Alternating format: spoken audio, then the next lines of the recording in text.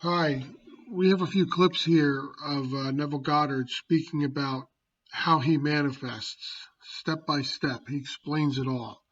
So before we get into that, I really appreciate it if you would like and subscribe because it really will help me get these videos out there. In this clip, Neville Goddard speaks about what he would do if he wanted something like a house, but he didn't have any money to buy it. He explains what you would do step by step. Just listen to him. Now here is a practical technique. The first thing you do, you must know exactly what you want in this world.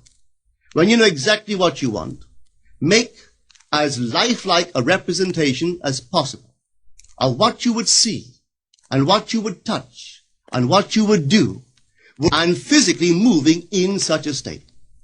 For example, suppose I wanted a home, but I had no money, but I still know what I want. Without taking anything into consideration, I would make as lifelike a representation of the home that I would like, with all the things in it that I would want. And then, this night, as I would go to bed, I would, in a drowsy, sleepy state, the state that borders upon sleep, I would imagine that I am actually in such a house, that were I to step off the bed, I would step upon the floor of that house. Were I to leave this room, I would enter the room that is adjacent to my imagined room in that house. And while I am touching the furniture and feeling it to be solidly real, and while I am moving from one room to the other in my imaginary house, I would go sound asleep in that state. And I know that in a way I could not consciously devise, I would realize my house. I have seen it work time and time again. If I wanted promotion in my business, I would ask myself what additional responsibilities would be mine were I to be given this great promotion. What would I do? What would I say? What would I see? How would I act? And then in my imagination, I would begin to see and touch and do and act as I would outwardly see and touch and act were I in that position. If I now desired the mate of my life, were I now in search of some wonderful girl or some wonderful man, what would I actually find myself doing that would imply that I have found my state? For instance, suppose now I was a lady. One thing I would definitely do, I would wear a wedding ring. I would take my imaginary hands and I would feel the ring that I would imagine to be there. And I would keep on feeling it until it seemed to me to be solidly real. I would give it all the sensory vividness I am capable of giving anything. And while I am feeling my imaginary ring, which implies I am married, I would sleep. This story is told us in the Song of Songs, or the Song of Solomon. It is said, "At night on my bed, I sought him whom my soul loveth. I found him whom my soul loveth. And I would not let him go until I brought him into my mother's house, right into the chamber of her that conceived me." If I would take that beautiful poem and put it into modern English, into practical language, it would be this. While sitting in my chair, I would feel myself right into the situation of my fulfilled desire. And having felt myself into that state, I would not let it go. I would keep that mood alive, and in that mood, I would sleep. That is, taking it right into my mother's chamber, into the chamber of her that conceived me. You know, people are totally unaware of this fantastic power of the imagination. But when man begins to discover this power within him, he never plays the part that he formerly played. He doesn't turn back and become just the reflective life. From here on in, he is the affecter of life. The secret of it is to center your imagination in the feeling of the wish fulfilled and remain therein. For in our capacity to live in the feeling of the wish fulfilled lies our capacity to live the more abundant life. Most of us are afraid to imagine ourselves as important and noble individuals, secure in our contribution to the world, just because at the very moment that we start our assumption, reason and our senses deny the truth of our assumption. We seem to be in the grip of an unconscious urge, which makes us cling desperately to the world of familiar things and resist all that threatens to tear us away from our familiar and seemingly safe moorings. But I appeal to you to try it. If you try it, you will discover this great wisdom of the ancients, for they told it to us in their own strange, wonderful, symbolical form. But unfortunately, you and I misinterpreted their stories and took it for history when they intended it as instruction to simply achieve our every objective. You see, imagination puts us inwardly in touch with a world of states. These states are existent. They are present now. But they are mere possibilities while we think of them. But they become overpoweringly real when we think from them and dwell in them. You know, there's a wide difference between thinking of what you want in this world and thinking from what you want. So did you hear all that? He explains what you would do if you wanted the promotion or the relationship. He explains all of that, right? And then he talks about how all of this stuff is encoded in the Bible, in these teachings, which are really symbolic. It's really a guide to show you how to get anything you want by using your imagination, by tapping into your subconscious, your God consciousness, all right? And that's really all there is to it. But it's been misinterpreted all of these millennia, you know, where people think it's a history book or it's, you know, us worshiping some external God who judges us, when really it's nothing of the sort. Now, in this following clip, Neville Goddard explains that this famous quote from the Christian Bible about when Jesus says, I'm going to go and prepare rooms for you in my Father's mansion. It's not talking about heaven. It's talking about your imagination, this stuff. And it finally makes sense if you listen to it. So listen to what Neville says about that. Let me tell you, when I first heard of the strange and wonderful power of the imagination, it was in 1933 in New York City. An old friend of mine taught it to me.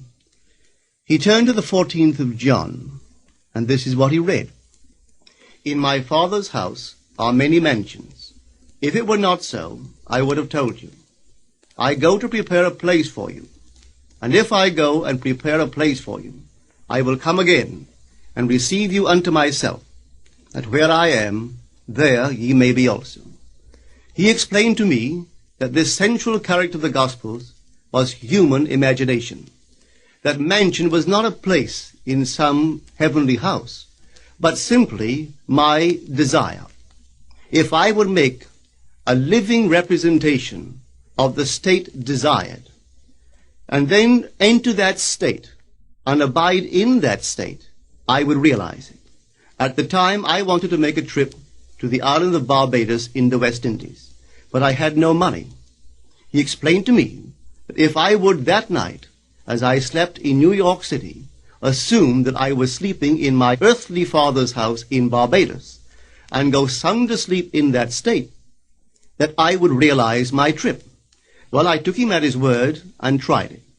For 1 month, night after night, as I fell asleep, I assumed I was sleeping in my father's home in Barbados. At the end of my month, an invitation from my family came, inviting me to spend the winter in Barbados. I sailed for Barbados the early part of December of that year. From then on, I knew I had found this Savior in myself. The old man told me that it would never fail. Even after it happened, I could hardly believe that it would not have happened anyway. That's how strange this whole thing is. On reflection, it happens so naturally. You begin to feel or to tell yourself, well, it would have happened anyway. And you quickly recover from this wonderful experience of yours. It never failed me if I would give the mood, the imagined mood, sensory vividness. I could tell you unnumbered case histories to show you how it works, but in essence it's simple. Now pay attention to this next part. This is a step-by-step of how you imagine a new reality, how you imagine something so that it actually happens in your life. He explains it, so pay attention. You simply know what you want. When you know what you want, you are thinking of it. That is not enough. You must now begin to think from it. Well, how could I think from it? I am sitting here, and I desire to be elsewhere. How could I, while sitting here physically, put myself in imagination at a point in space removed from this room and make that real to me? Quite easily. My imagination puts me in touch inwardly with that state. I imagine that I am actually where I desire to be. Now, can I tell that I am there? There is only one way to prove that I am there. For what a man sees when he describes his world is as he describes it relative to himself. So what the world looks like depends entirely upon where I stand when I make my observation. So if, as I describe my world, it is related to that point in space I imagine that I am occupying, then I must be there. I am not there physically, no, but I am there in my imagination, and my imagination is my real self. And where I go in imagination and make it real, there I shall go in the flesh also. When in that state I fall asleep, it is done. I have never seen it fail. So this is the simple technique on how to use your imagination to realize your every objective. So there you have it. He explains everything. And all you need to do is to imagine it the way he says. Now, when will it happen for you? It depends how you feel. In other words, how you really feel that desired state, how you really feel that end result that you want. Okay, you have to really feel it. You have to really impress it into your subconscious. And, there's a length of time. The bridge of incidences must be created to get you from here to there. So, it may happen in an hour, 5 minutes, a day, 2 weeks, a month, a year, a few years from now. It depends what you're imagining, what the end result that you're imagining, what is it going to take to get there? And, these things happen in their appointed time. And he does say in some of his other talks that everything has an appointed time, okay, a natural time for things to happen. And you don't get to pick that. So that's kind of like the rub. But it will happen, okay? Just like a pregnancy. A human takes 9 months. Some animals are less than 9 months. Some are more, depending on the animal. It's the appointed time. So that's something you have to be patient with, especially in this I have to have it now, instant gratification society that we live in at this point in time. So I hope all of this helped. I hope that, I interject with this commentary to put emphasis on certain parts so that people who are listening all the way through really know where to focus on what Neville is saying. Thank you for listening. See you in the next video.